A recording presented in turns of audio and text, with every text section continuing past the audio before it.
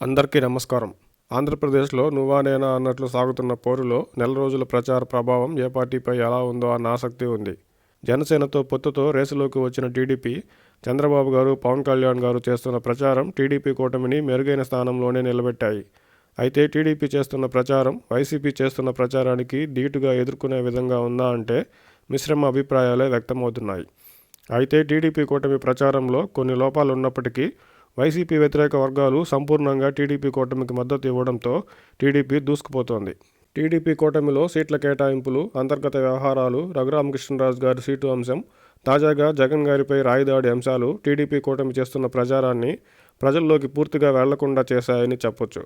YCP ప్రభుత్వ వైఫల్యాలు ఎన్నో ఉన్నప్పటికీ చంద్రబాబు గారు ఎక్కువగా జగన్ గారి కేంద్రంగా, అంటే వ్యక్తి కేంద్రంగా ప్రచారం చేస్తున్నారు. ప్రజలు వైసీపీ ప్రభుత్వ ఘోర వైఫల్యాలుగా భావిస్తున్న అధిక ధరలు, అధిక పన్నులు, రోడ్ల దుస్థితి, నిరుద్యోగం, టిడ్కో ఇళ్లు ఇవ్వకపోవడం, అసంపూర్ణ జగనన్న కాలనీలు ఇలా ఎన్నో అంశాలతో పాటు రాజధాని, పోలవరం ప్రాజెక్టులను అసలే పట్టించుకోకపోవడం వంటి వాటిపై టీడీపీ చేస్తున్న ప్రచారం అంచనాలకు తగ్గట్టుగా లేదు. జగన్ గారి కేంద్రంగా చేసే అధిక ప్రచారం, వివేకా గారి హత్య చుట్టూ తిరుగుతున్న ప్రచారం, మిగతా డైవర్షన్ ప్రచారాలు టీడీపీ కూటమి చేస్తున్న ప్రచారాన్ని కొంతమేర పక్కదారి పట్టిస్తున్నాయి.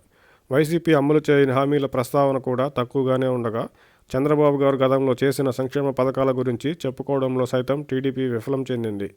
పేదల ఆకలి తీర్చిన అన్నా క్యాంటీన్ పథకం వైసీపీ అధికారంలోకి రాగానే రద్దు చేసింది. అన్నా క్యాంటీన్ గురించి చంద్రబాబు గారు ప్రస్తుతం చేస్తున్న ప్రచారంలో ఎక్కడా ప్రస్తావించిన దాఖలాలు లేవనే చెప్పాలి.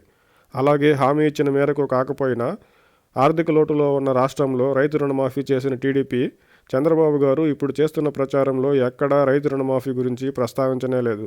నెల రోజుల టీడీపీ ప్రచారంలో కొన్ని లోపాలున్నా వైసీపీపై వ్యతిరేకతకు తోడు ప్రతిపక్ష ఓటు చీలకపోవడంతో టీడీపీ కూటమి సభలు మంచి విజయాన్ని సాధిస్తున్నాయి. ప్రధాన సమస్యలపై వైసీపీ వైఫల్యాలను ప్రజల్లోకి తీసుకెళ్లడం, అదే సమయంలో వైసీపీ చేస్తున్న ప్రచారాన్ని తిప్పికొట్టడంపై గతంలో టీడీపీ అమలు చేసిన హామీలను, సంక్షేమ పథకాల గురించి టీడీపీ కూటమి ప్రచారం చేసుకోవడంపై దృష్టి పెడితే టీడీపీ కూటమి అధికారంలోకి రావడం ఖాయమంటున్నారు.